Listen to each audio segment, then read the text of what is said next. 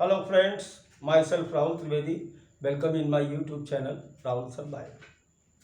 In previous video आप लोगों ने देखा कि इम्यूनिटी क्या होती है और इसके प्रकार कितने होते हैं।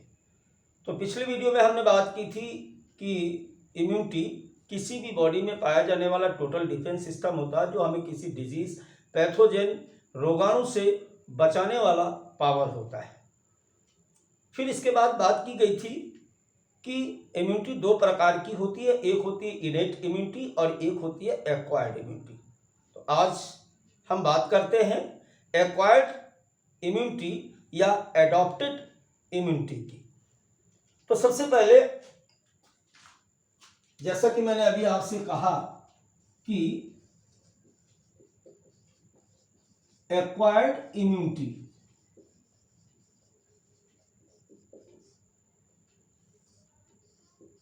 तो फर्स्ट ऑफ ऑल हम लोग यही डिस्कस करें कि इसको एक्वायर्ड इम्यूनिटी क्यों कहा गया।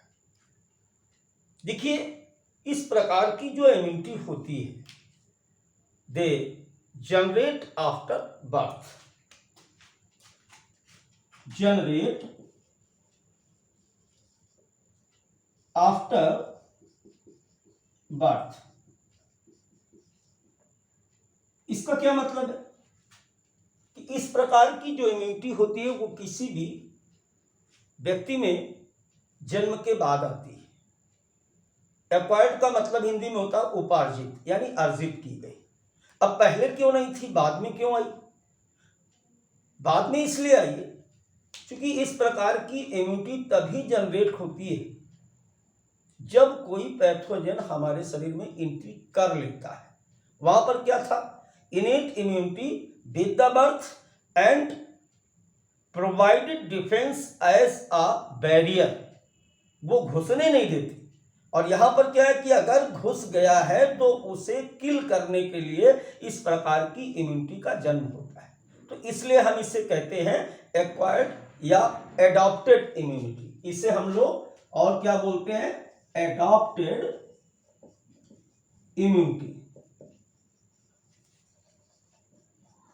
तो first of all we understood acquired immunity और एडॉप्टेड इम्यूनिटी, इसे क्यों कहा जाता है। दूसरा, इसमें सबसे खास बात ध्यान दें, specific for pathogen oblique disease. वहां पर क्या था कि इनेट इम्यूनिटी जो थी वो किसी भी प्रकार के पैथोजन को जाने से रोकती थी। Just opposite, they are different with the different type of pathogens. यानी ट्यूबरकुलोसिस की इम्यूनिटी अलग होगी, कोरोना की इम्यूनिटी अलग होगी। ऐसे ही डिफरेंट टाइप ऑफ जितने भी डिजीज हैं उनके पैथोजन अलग अलग होते हैं, एंटीजन अलग अलग होते हैं। तो जिस प्रकार का एंटीजन हमारी बॉडी में गया होगा उसी प्रकार का यहां पर इम्यूनिटी डेवलप होगा। इसलिए ये प्रतिरोग स्पेसिफिक होती है। और एक चीज यहां पर ध्यान रखें, थर्ड पॉइंट इसका जो सबसे स्पेसिफिक है, प्रोवाइडेड डिस्क्रिमिनेशन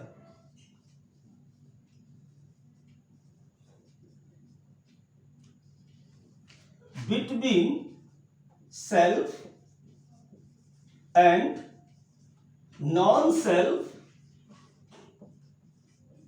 cells। इसमें कैपेसिटी होती, इस कैपेसिटी के द्वारा ये अपने शरीर में पाई जाने वाली और बाहर से आने वाली कोशिकाओं के बीच, सेल्स के बीच अंतर स्थापित करने में सक्षम होती है। Means provided discrimination between self and non self cells. Fourth point, memory based.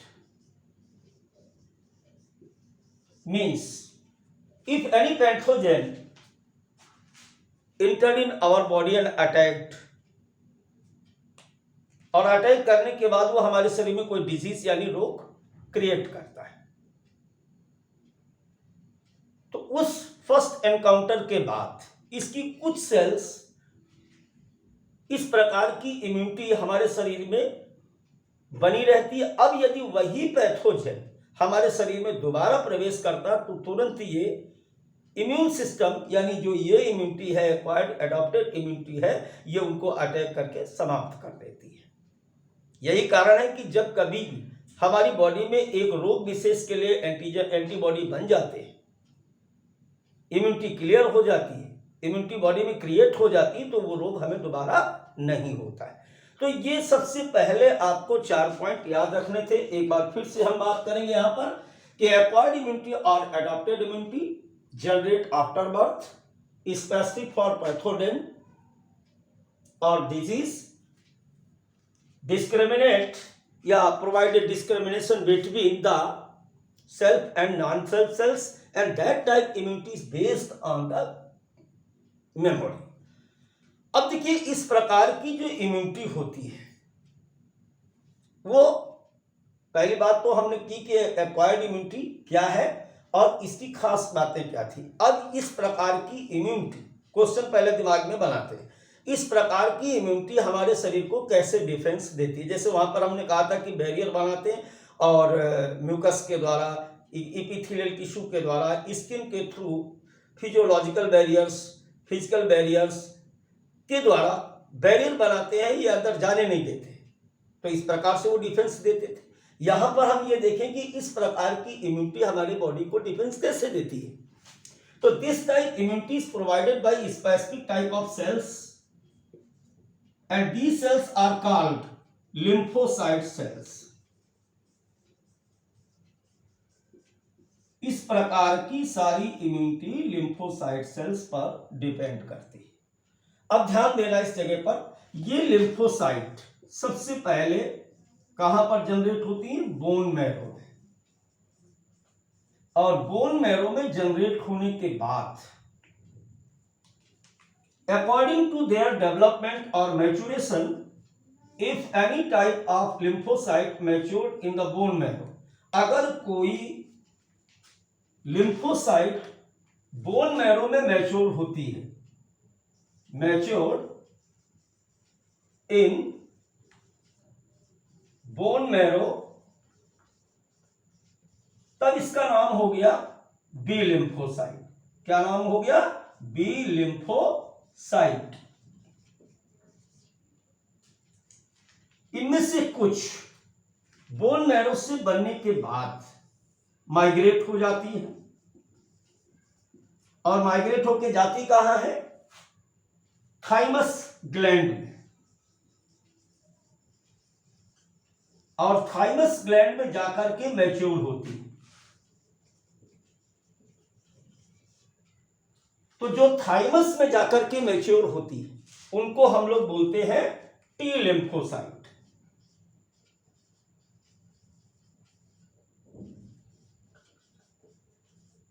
इनको हम लोग बोलते हैं टी लिम्फोसाइट। तो सबसे पहले देखो, आप एक बात ध्यान दें कि जो भी लिम्फोसाइट हैं वो एक ही होती, उनके मैच्योरेशन के प्लेस अलग अलग होते हैं, जिसके कारण इनको हम अलग अलग नाम देते हैं, बी लिम्फोसाइट और टी लिम्फोसाइट्स। अब ध्यान दें, दोनों ही प्रकार की सेल्स यानी बी लिम्फोसाइट और टी लिम्फोसाइट, दोनों ही प्रकार की सेल्स अलग अलग प्रकार की बॉडी में इम्यूनिटी को प्रोवाइड करती है। अब जैसे जो बी लिम्फोसाइट के द्वारा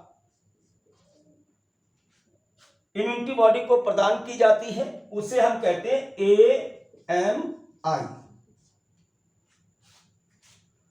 और टी लिम्फोसाइट के द्वारा जो इम्यूनिटी हमारी बॉडी को प्रोवाइड की जाती है उसे हम कहते हैं CMI।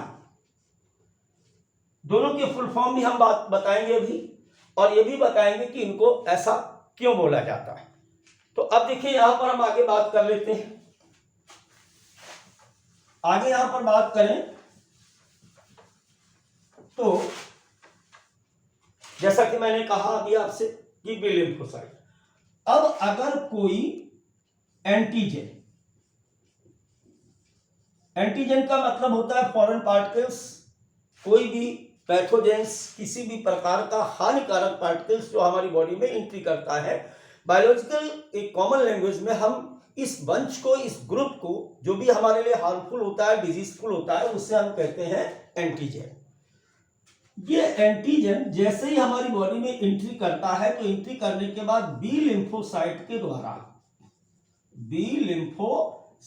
के द्वारा एक प्रोटीन सीक्रेट की जाती है। क्या सीक्रेट किया जाता है? प्रोटीन। इस प्रोटीन को हम लोग कहते हैं एंटीबॉडी। बहुत लोग बात कर रहे हैं आजकल कोरोना में, एंटीबॉडी इम्यूनिटी। अरे आप भी जानो यार ये सब होता क्या है। तो एंटीबॉडी क्या है? Antibody is an specific type of protein which is secreted by B lymphocyte. और कब? When a antigen entered in our body. I think my point is clear now. अब चूंकि सारा डिफेंस, सारा इम्यूनिटी इस एंटीबॉडी के द्वारा, अब देखो ये एंटीबॉडी फाइट विद एंटीजन,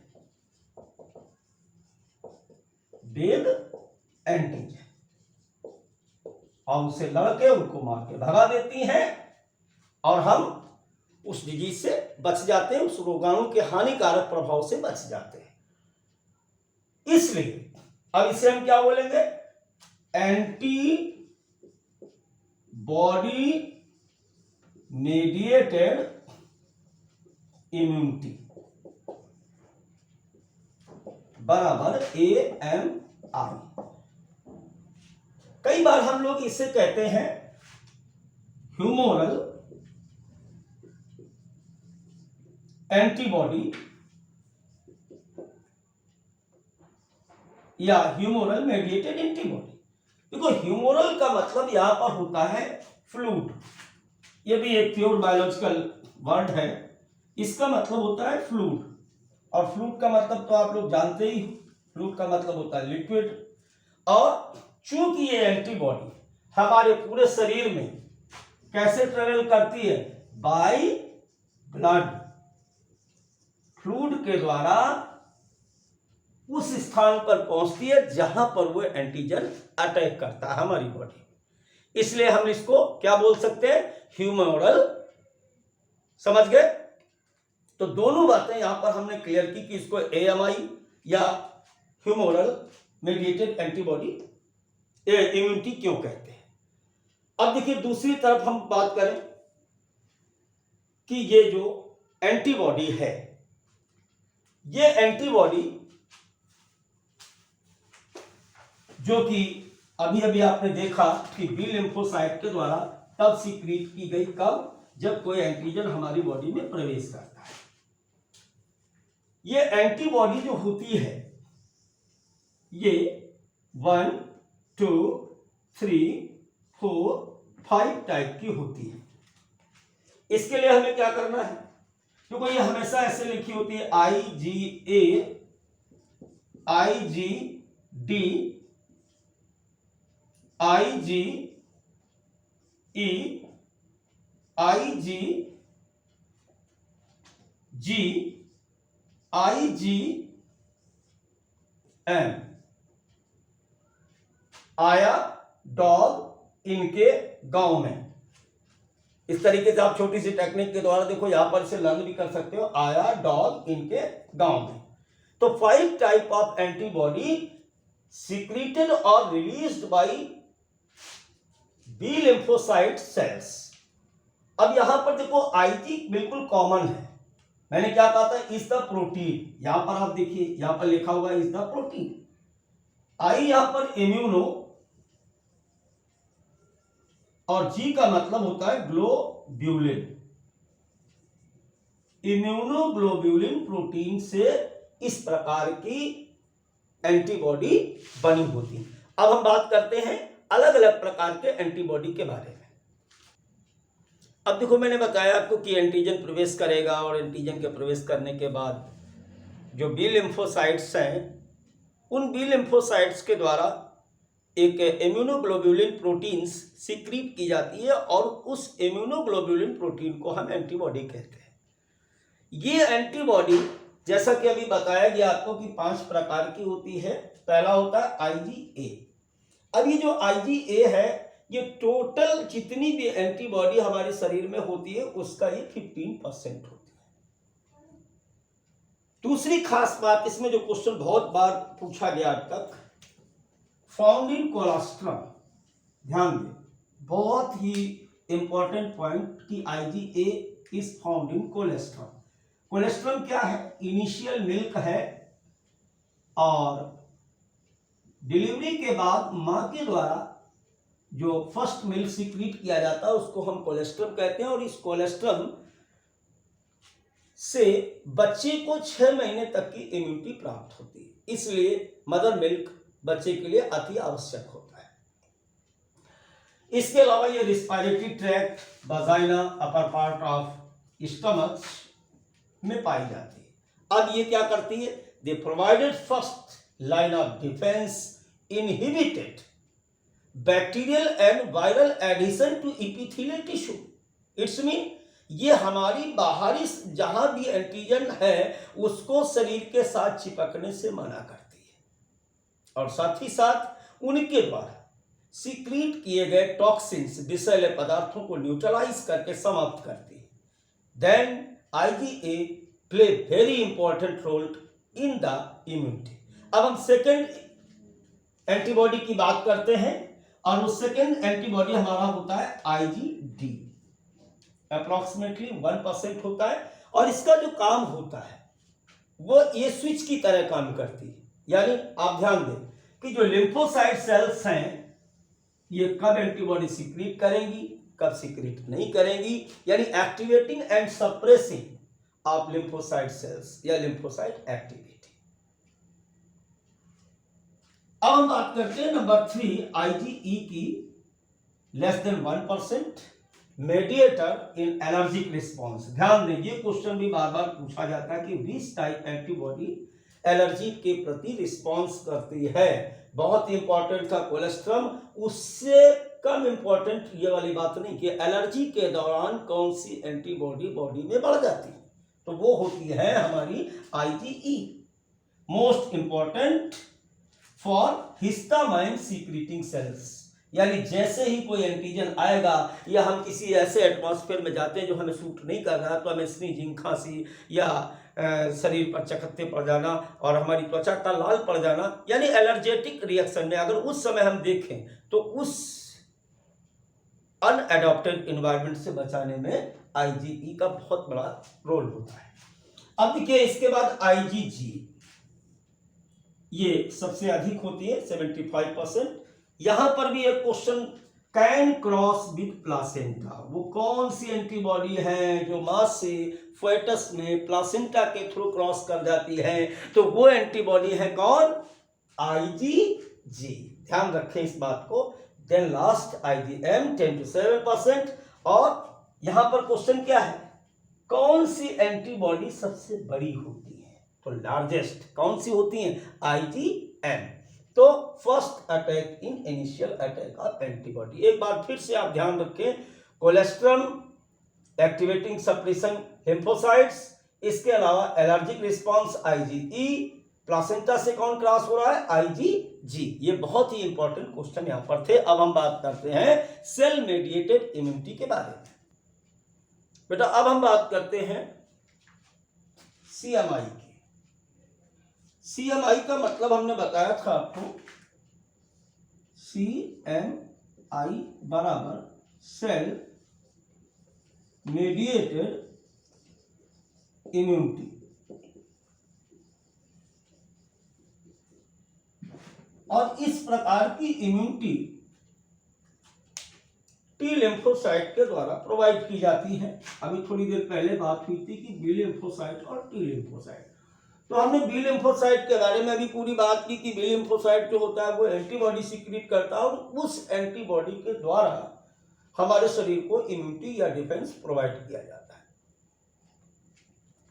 अब हम बात करें कि टी लिम्फोसाइट का हमारी इम्यूनिटी में क्या रोल होता है। तो जैसा कि मैंने कहा था आपसे कि बोन मैरो से चल करके ये थाइमस में आती है, और थाइमस में इनका मैच्योरेशन होता है, इसलिए इनको हम टी लिम्फोसाइट कहते हैं। थाइमस में आने के बाद, थाइमस कहाँ होती है? ये जो हमारी बोन है जहां पर हमारा मार्कर लगा हुआ है, जस्ट यहाँ इसके पीछे होती है एक छोटी सी ग्लैंड होती है। फिर हम बात करेंगे लिम्फोइड ऑर्गन्स में, इस पर चर्चा करेंगे। अब देखिए यहां पर क्या हो रहा है कि थाइमस में आने के बाद ये T lymphocyte according to function helper T cells, cytotoxic और killer T cells, suppressor T cells और मेमोरी टी सेल्स में बंट जाती है। यानी T lymphocyte differentiated in 4 type of cells, 1, 2, 3 and 4। अब ये चारों किस प्रकार से हमें किसी एंटीजन के प्रति कैसे बचाती हैं, इस पर हम बात करेंगे। अब देखिए जैसे यहां पर हम बात करें सबसे पहले हेल्पर टी सेल्स की, तो हेल्पर टी सेल्स क्या करती? Stimulate B cells. जैसे कोई एंटीजन आया तो सबसे पहले जो हेल्पर होती हैं ये, इन्होंने बी लिम्फोसाइट्स को स्टिमुलेट किया, आदेशित किया, किसके लिए? एंटीबॉडी सिक्रीट करने के लिए। इसके अतिरिक्त किलर सेल्स को भी आदेशित किया कि जो आया हुआ एंटीजन इसे किल किया जाए। यानी दो तरह से, एक तरफ ये एंटीजन एंटीबॉडी बनाने के लिए बी लिम्फोसाइट को, और दूसरी तरफ किलर सेल्स को। अब देखिए यहां पर साइटोटॉक्सिन या किलर टी सेल्स, साइटोटॉक्सिन या किलर टी सेल्स कैसे इम्यूनिटी प्रोवाइड करती है? तो इन सेल्स के द्वारा, इस प्रकार की टी लिम्फोसाइट के द्वारा परफोरिन्स नाम का एक मटेरियल सिक्रीट किया जाता है। अब सपोज करो यहां पर हम मान लेते हैं कि कोई एंटीजन की बॉडी है। अब ये जो परफोरिन्स होता है ये इसकी मेम्ब्रेन में इस तरीके से ऐसे छेद बना देता है। अब यहां से यानी हमारा जो बॉडी होता है वहां से पानी इसके अंदर घुस जाता है, और पानी घुसने के बाद ये फूल जाती है और फट करके मर जाती है। ये डायरेक्ट एंटीजन को मारती है, इसीलिए इसका नाम रखा गया साइटोटॉक्सिन और किलर टी सेल्स सिक्रीटेड परफोरेंस। और ये क्या करती है? Perforated the membrane of antigen, water is entered in this, finally it bursted, अंत में ये मर जाते हैं। सप्रेसर टी सेल्स की बात करें तो इनका देखिए, सप्रेसर का मतलब होता है किसी चीज को बंद करना, सप्रेस करना। तो इनका फंक्शन होता है कि suppress function of cytotoxin and helper T cells, इन दोनों सेल्स को मना करती है, इनके काम को बंद कर देती है, जिससे केवल एंटीजन ही मारा जाता है, हमारे शरीर की सेल्स को नुकसान नहीं पहुंचता। यानी तभी तक ये एक्टिव रहती है जब तक एंटीजन होता है, और जैसे एंटीजन समाप्त होता है सप्रेसर सेल कहते हैं लड़ाई बंद की जाए। अब बात आती है मेमोरी टी सेल्स की। तो फाइनली हम बात करें लास्ट आज की वीडियो की, तो मेमोरी टी सेल्स बेटा जो होती है ये इस पूरी घटनाक्रम को आए हुए एंटीजन को याद रखती हैं, और जैसे ही और कुछ हमारी बॉडी में रिमेन्स यानी बची रहती है, और जैसे ही वही एंटीजन हमारी बॉडी में फिर से प्रवेश करता है तो तुरंत ये उस पर अटैक करती हैं। अब की बात समय बचता है और इसे हम कहते हैं सेकंड एनकाउंटर। तो इस प्रकार इम्यूनिटी के बारे में हमने आज बात की। तो अगले वीडियो में फिर हम लेकर के आएंगे कुछ बहुत अच्छा टॉपिक। तब तक के लिए